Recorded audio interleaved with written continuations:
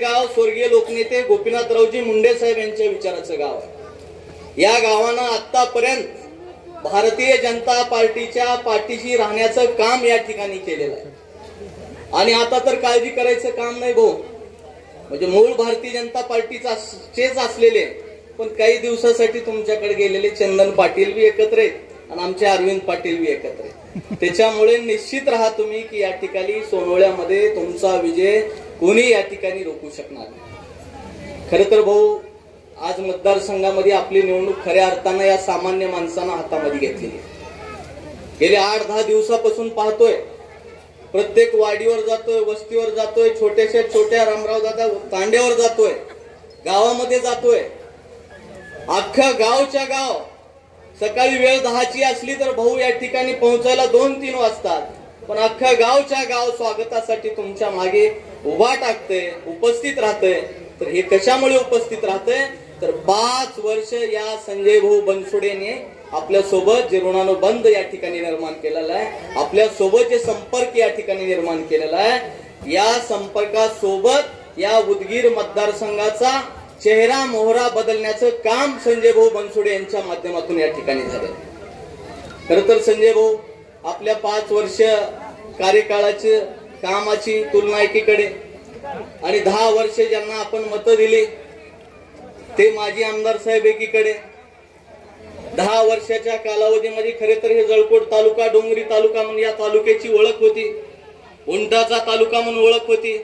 स्वर्गीय लोकनेते गोपीनाथरावजी मुंडे साहेबांनी निर्माण केलेला तालुका तर झाला मोमीन सर, पण आपल्याला सुद्धा माहित आहे तालुका झाल्यापासून मला वाटते 2 दशकापेक्षा अधिकचा काळ झाला, पण तालुका झाल्यापासून खऱ्या अर्थानं या तालुक्याचं रूप कोणी या ठिकाणी निर्माण करून दिला असेल तर ते मला वाटते संजय भाऊ बनसोडे यांनी केलं। पंचायत समिती असेल, जळकोटची तहसील असेल, जळकोटचं विश्रामगृह असेल, जळकोटच्या सगळ्या समाजाला मराठा बांधवाला मराठा भवन असेल, लिंगायत बांधवाला लिंगायत भवन असेल, माझ्या मुस्लिम समाजाला शादीखाना असेल, जे उदगीरला झालं ते जळकोटला करण्याचं काम संजय भाऊ बनसोडे आपण या ठिकाणी केलं। आज माझ्या शेतकऱ्यावर जे हसू फुललेलं आहे, चेहऱ्यावर जी या दिवसामधलं समाधान आहे आमच्या रब्बीचं, ते समाधान सुद्धा संजय भाऊ बनसोडे यांच्या माध्यमातून मिळतंय। त्याचं कारण आहे तिरू नदीवरचे बॅरेजेस, जे कित्येक वर्षापासूनचं स्वप्न या शेतकऱ्याचं होतं, ते स्वप्न आपण खऱ्या अर्थानं खऱ्यामध्ये उतरण्याचं काम या ठिकाणी केलं। जवळपास 30-35 किलोमीटर आज पाणी थांबलेलं आहे।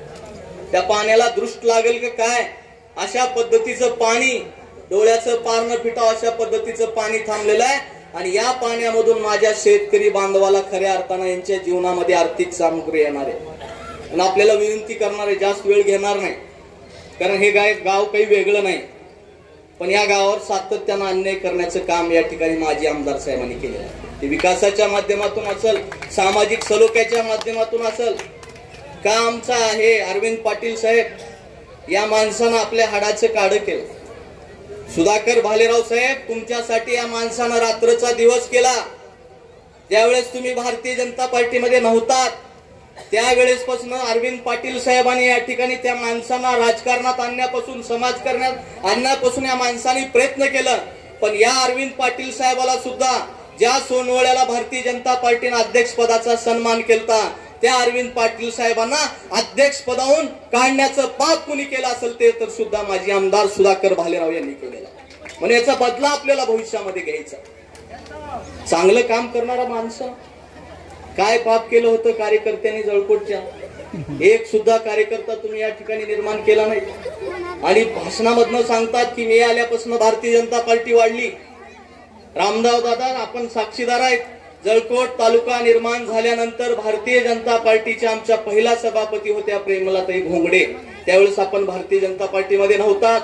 आपण येण्याच्या अगोदर जिल्हा परिषद सदस्य सुद्धा या आमच्या जळकोट तालुक्यामध्ये या ठिकाणी बरेचसे सदस्य या ठिकाणी निर्माण, 3 पैकी 2 जिल्हा परिषद सदस्य सुद्धा उस्मान मोमीन असतील, इकडे आमचे ह्याला सोनकांबळे सुद्धा असतील।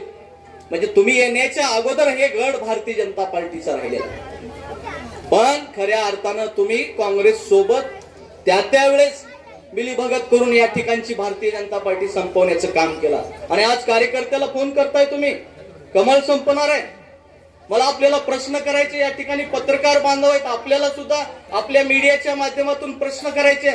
2019ला ज्यावेळेस पक्षानं सांगितलं थांबायला, तुमचा संपर्क नव्हता, तुम्ही काम केलं नाही, तुम्ही निष्क्रिय पद्धतीने या मतदारसंघामध्ये काम केलं, पक्षानं घरी बसायला सांगितलं, तर पक्षाच्या विरोधात खऱ्या अर्थानं तुम्ही गद्दारी करण्याचं काम केलं आणि पक्षाचा अधिकृत कमळाचा उमेदवार पाडण्याचं महापाप तुम्ही या ठिकाणी केलं. मागच्या वेळेस तुम्ही कार्यकर्त्याला सांगताय संजय बनसोडे माणूस चांगला आहे, त्याला मदत करा, आणि आज तुमचा स्वतःचा स्वार्थ आला तर तुम्ही सांगताय संजय बनसोडे भ्रष्टाचारी आहे, संजय बनसोडे गद्दार आहे. अरे गद्दारी कोण केली मला मायबाप जनतेला विचारायचे. संजय भाऊ बनसोडे 2014ला निवडणूक लढली या विधानसभेत पहिली, त्यावेळेस पण पक्ष राष्ट्रवादी चिन्ह घड्याळ. 2019ला निवडणूक लढली, विजय संपादन झाला, पक्ष राष्ट्रवादी चिन्ह घड्याळ.